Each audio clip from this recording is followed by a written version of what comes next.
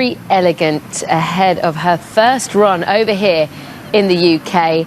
And take a look at this for a reminder of when we last saw her back over at Flemington.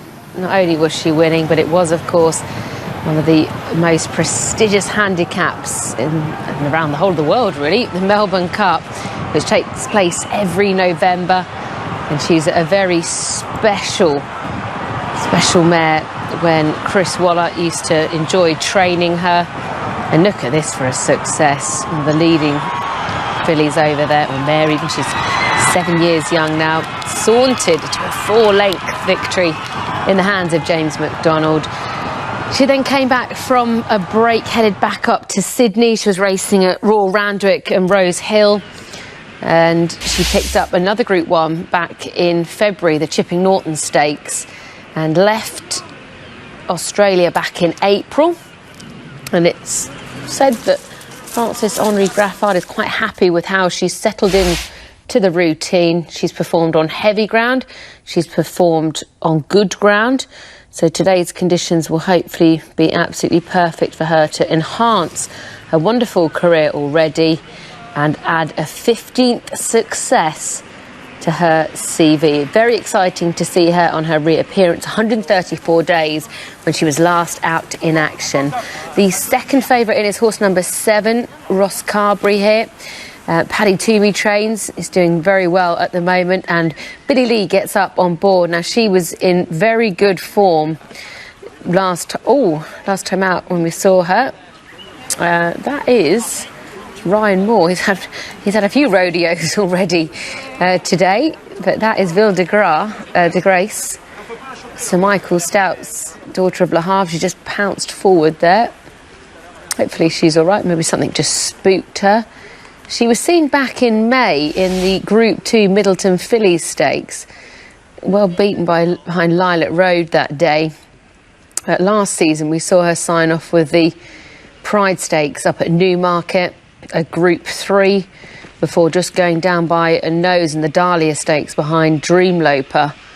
Again, a very talented individual. And trying to remember back when we last saw Sir Michael Stout with a runner over in France. Wouldn't be the most frequent of visitors. Rumi, who's just over the side there, left of picture. A daughter of Frankel, the outside of the field. Gerard Mosse on board.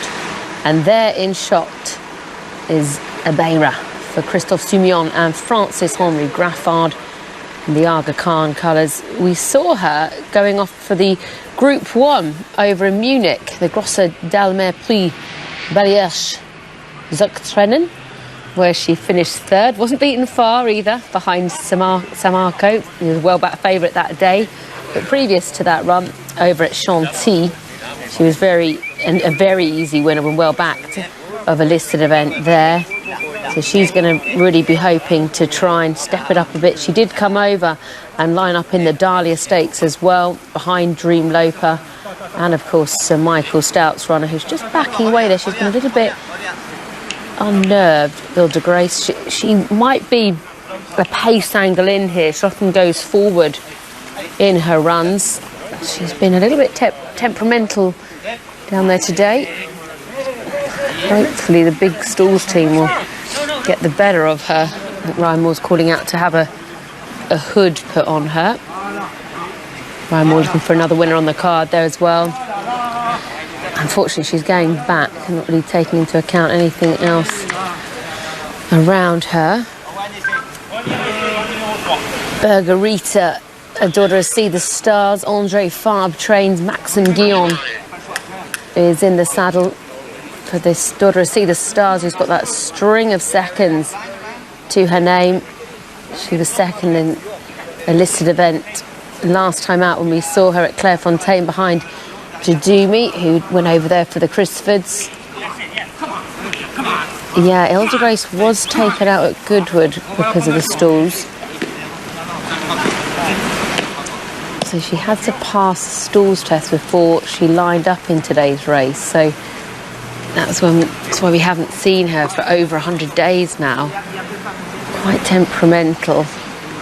Ryan does know her, has ridden her on a few occasions. to success as well.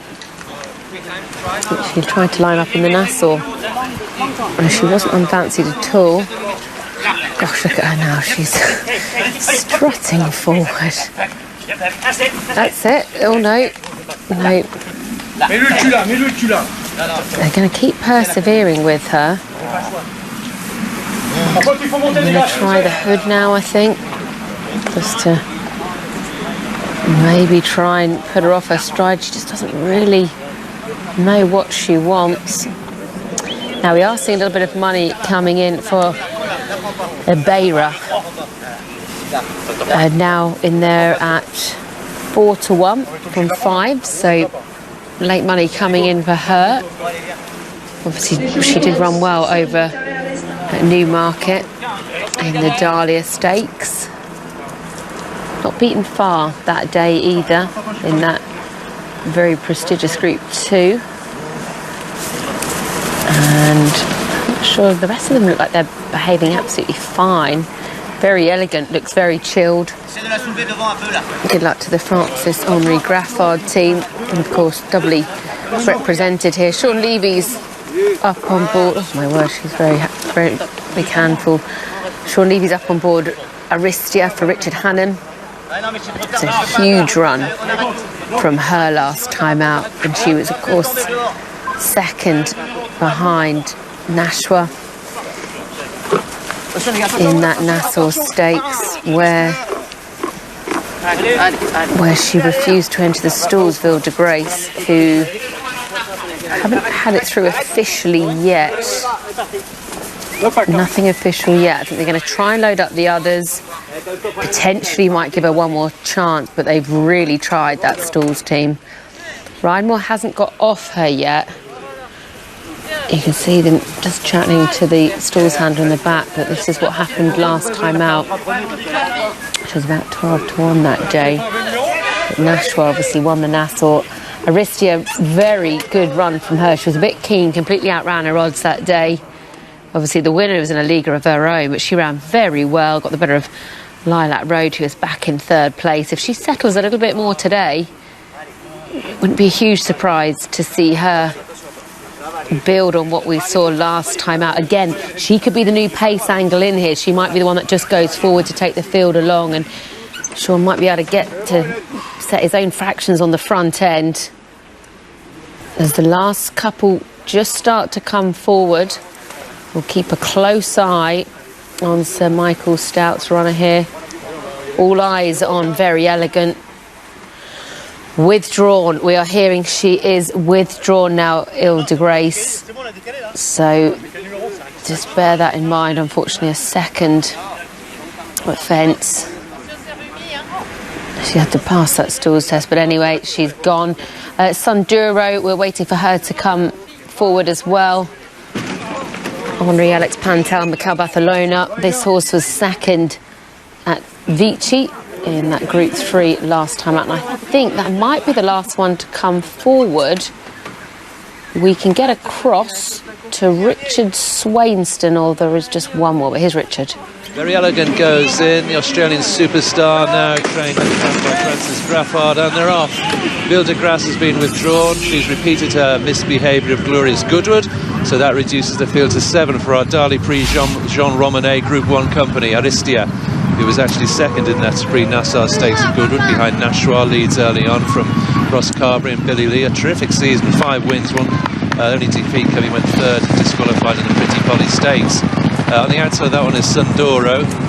Burgerita, runner-up on her last 4 runs, comes next from Abeira, the Aga Khan Silk Sundoro, and on the inside of that one was Rumi, and Very Elegant, first run on European soil, 11 Group 1s in Australia, plus last year's Melbourne Cup, is anchored at the rear of the now 7 runners as they head down the far side inside the final 1400 metres or 7 furlongs. Aristia, Sean Levy out in front, but only just. Ross Carberry, Billy Lee in 2nd place. Burgerita is in 3rd place, followed by Elvira and Christos Sumion in 4th. Then we got Rumi and Sundoro, and still Very Elegant is at the back of the field with Frankie Dettori as they leave the back straight behind inside the final 1000 metres, 5 furlongs.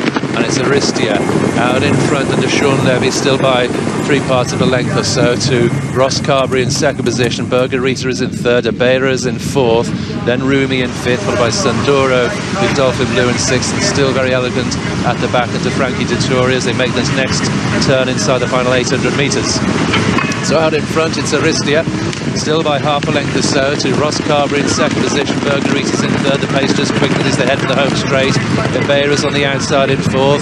Now he gets busy on Very Elegant from a rear on the outside of Sundoro, and on the inside there was Rumi. They're now well inside the home straight. Aristia for Richard Hannon and Sean Levy out in front.